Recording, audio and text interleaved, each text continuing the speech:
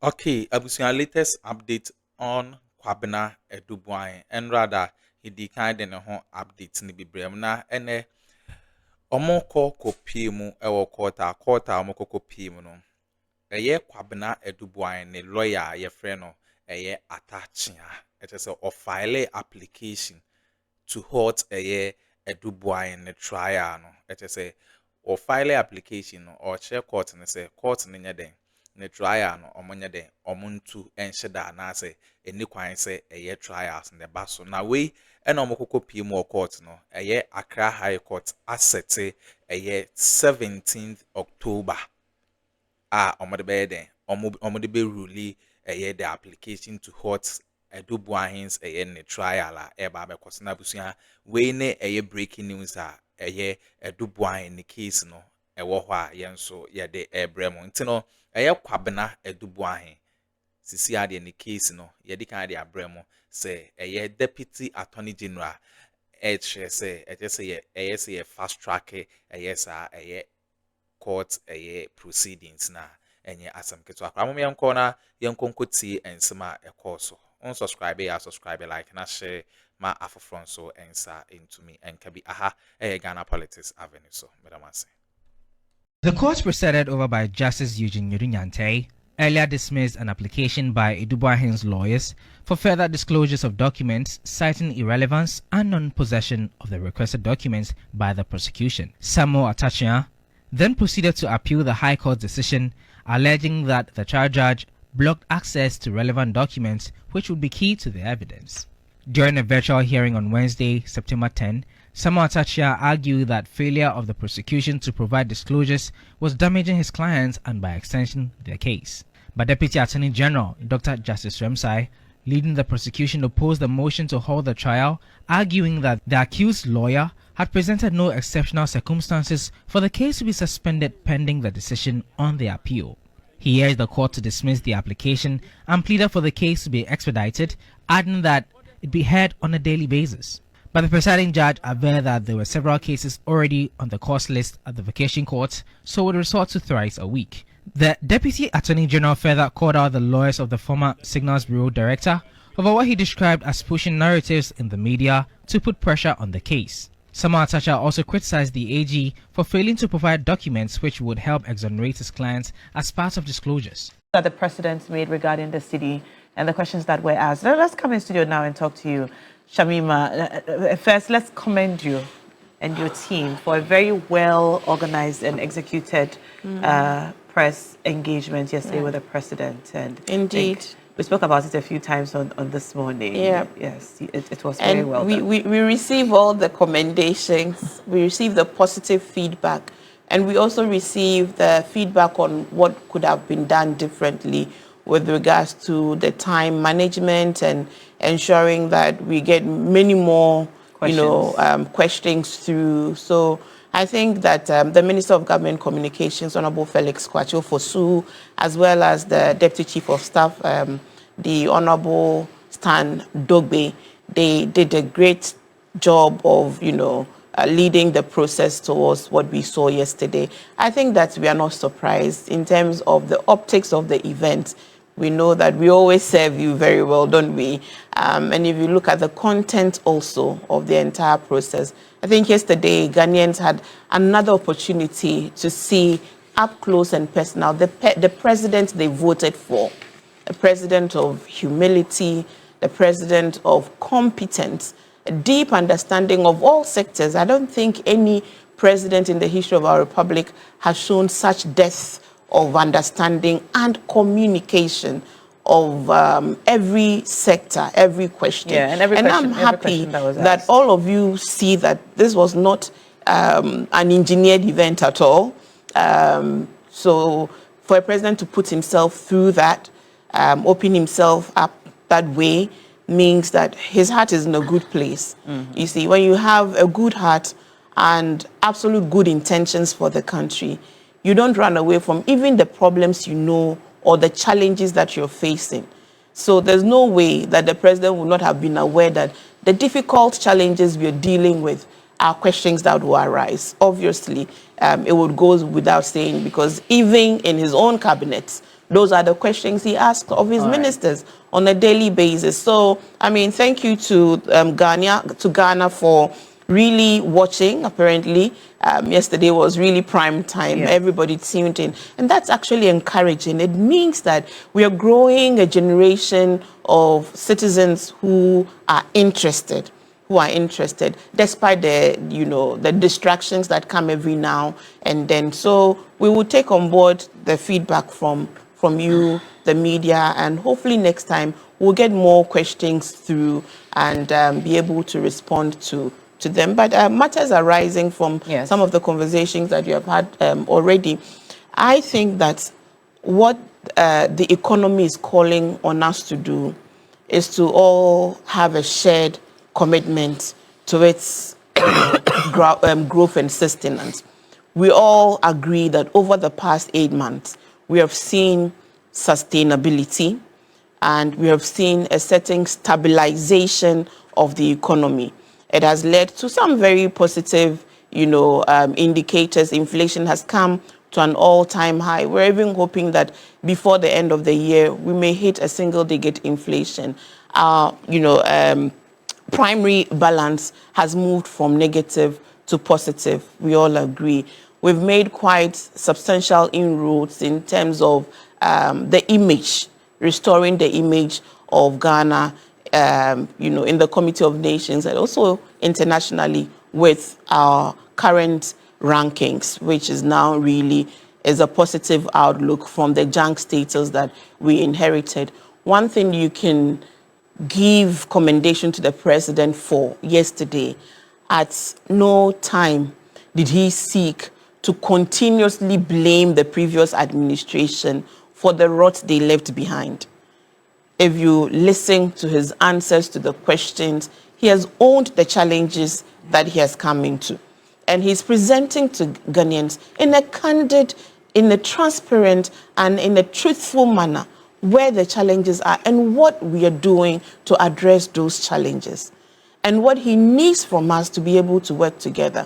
So this thing about the cedi depreciation is a shared responsibility and we cannot run away from it.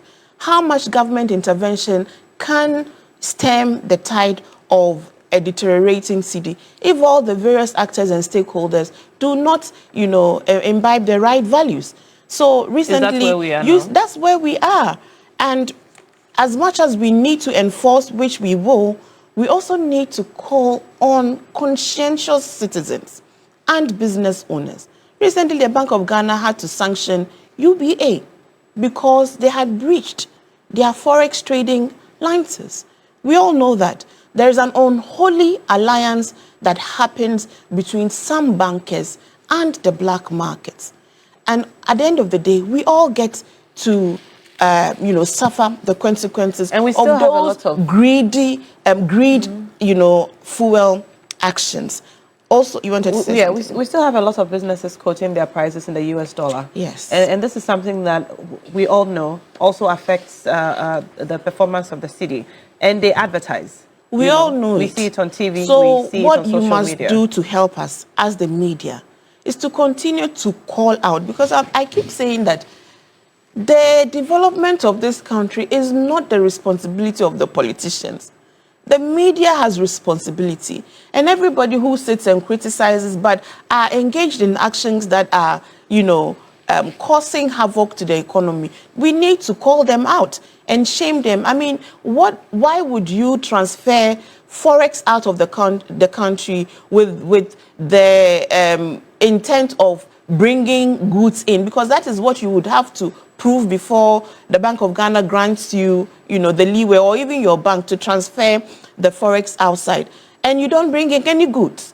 So yesterday, the president had cause to caution against such actions, and that we would trace companies or individuals who have transferred money out of this country, supposedly to import products that never came to the shore of this country. We must begin to call some of these people out. Please remember that if we work together and we ensure that the economy works, it will work for all of us.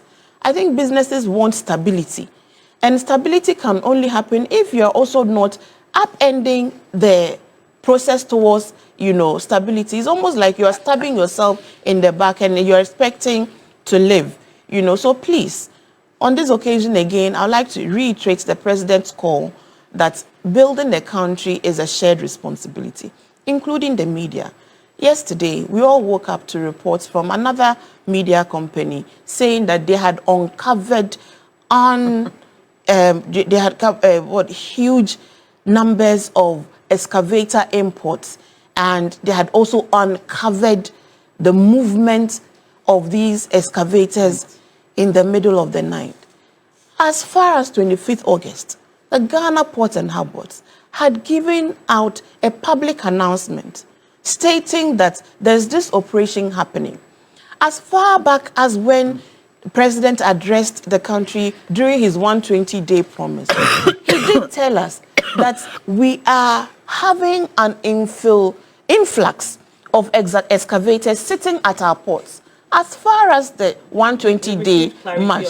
No, but let me say that it is important. You see, you, the media, you always criticize us. But we are also trying to point out to you your criticism. That is how it works. We understand you criticize us, we also draw your attention to the actions that will, cause havoc. So even as at now, that station has not withdrawn that publication. And then even yesterday, I was going back to your news, and I saw that a headline that said excavator smuggling claims on TV3 after the on your 7 p.m. claims. News. Yes, you said excavator, but that is conditioning.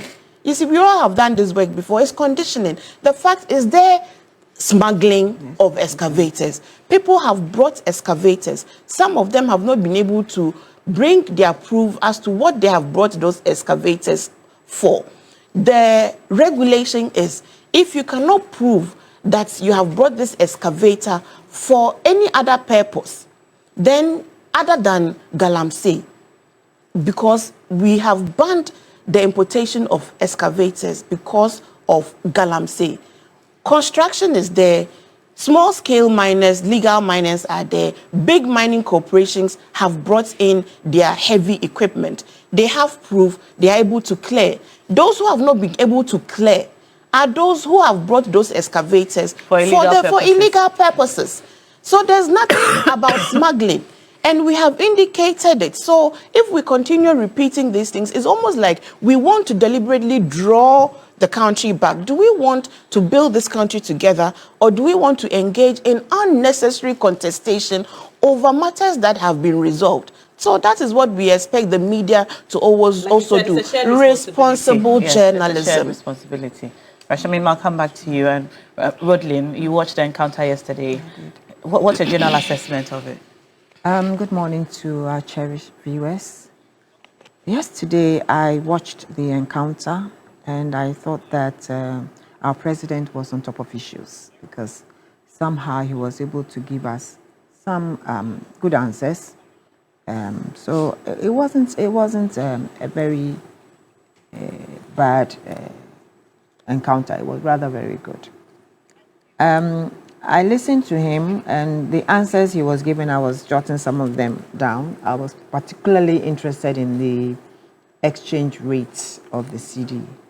And the answer he gave, I thought was quite a good one, that it would find its own bearing. So at 12 CDs or 12 CDs plus, I think that we are getting there. Everyone is saying he mentioned 12. Yes, he did, and I also took note of that. So I thought that was good. But you see, when it comes to the dollar situation, I am looking at the causes that, bring about this whole hula baloo of exchange rate going up, exchange rate coming down. I think that we have to look at a lot of places. I'm asking myself, are we on top of issues at our free zones boards? Are we on top of issues when it comes to private sector exports, those who are into various things that they export? Are we able to regulate them to make sure that whatever they take out and sell in the dollars or in any forex at all, do they bring the monies back?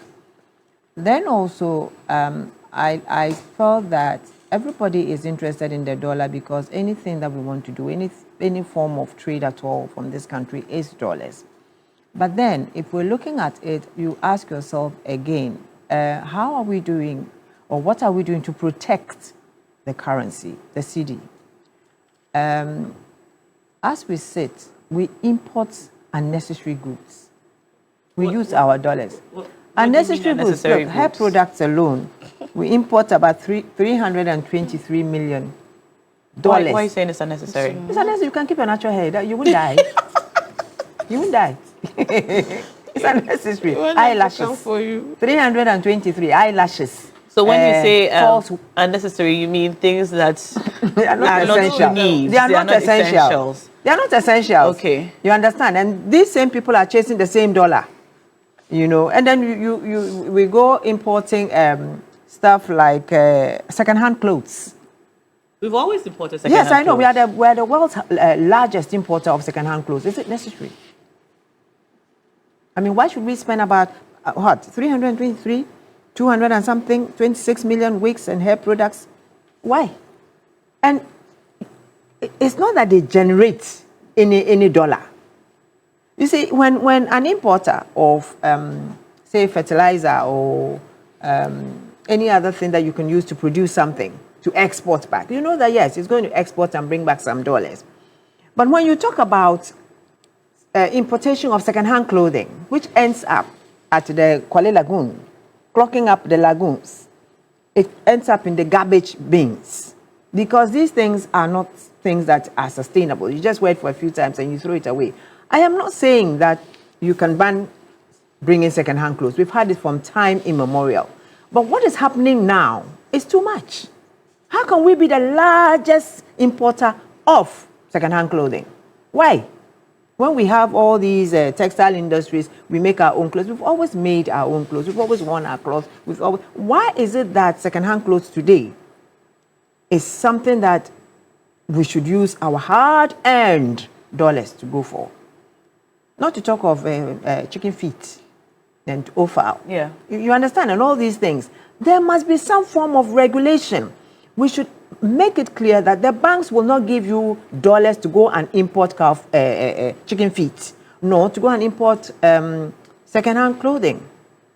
They are the people who should go out there and meet Abochi. And if Abochi is giving it to you at 15 cedis to $1, that is not what the government is giving. So I think that there has to be some form of regulation. When you say Abochi, you mean the black market? Yeah, the black market. Right. You know, people are going out there to at least to buy the dollar. And these days, gendarme news is such that they always go for Abochi rates. If you go to your bank and you're going to get, it's a question of, did you bring any dollars? So we are giving you dollars, right? For those who want over the counter. Mm-hmm. And then you also have those that are putting in invoices. We want to import such from this country. And they're saying, okay, you tell us how much and we'll pay direct. So you can't just go and grab the dollar from the bank unless you have put in dollars. Now, the situation at hand now is, which items are of importance for this country's growth? We're looking at pharmaceuticals. We're looking at educational equipment. We're looking at spare parts. Those are things that would need foreign currency. So we agree, they would need that because we need to move. We need to have medicines. We need to have books and stuff. But I'm just against us using our hard-earned money for these kinds of things I just mentioned. And actually this morning on the show, one of the callers said that we're importing things which we produce and are not able to sell. And we're not able to sell. He's an onion seller. He's an onion farmer. Calling from K2 South. And he said that they have produced so much onion and they aren't selling them because we have imported onions. Yes. And so the local onions are not selling. I thought that was a serious matter. It is a serious matter. Local rice sellers are complaining. You know, local rice sellers are complaining because we are importing so much rice. Meanwhile, our people are producing rice and nobody is buying. You understand? We have to start taking some very, very stringent measures towards streamlining these areas. You know, you cannot afford to just have an open market system. You get me? And we are not in a situation where we can say that we are going to give special licenses like before. This is a situation where government can do something. we started off, look, we started off with mangoes.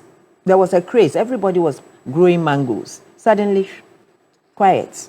You know, we are now seeing the mangoes, but you can't even afford them. Then it got to other things. I mean, there's so much that is happening in this country without regulation. We are not following up on issues. That is how come we are suffering so much. There are some people, and look at the way things are across the borders. Exchange of dollar across the borders. Our sister country, the neighbors, our brothers and sisters from across, with one major one, I don't want to call so that today they will come and attack me on my Facebook.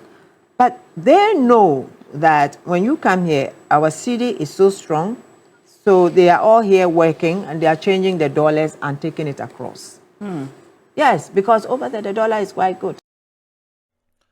Okay, abusuan we ne ensema ekoso ewo political highway so eye kwabena AduBoahen ne lawyer your friend Samuel attaching wa file application to halt eye ne trial case na sisi a court so asset eye 17th of October say or the be rule eye final decision on eye kwabena AduBoahen application na eche say omede ba na abusuan we ne ensema ekoso unsubscribe ya subscribe like na share ma afufron so enter into me and kabi aha Ghana Politics Avenue so and don't forget to click on the notification bell so na any updates be able drop biano once ebe to me aka medamase.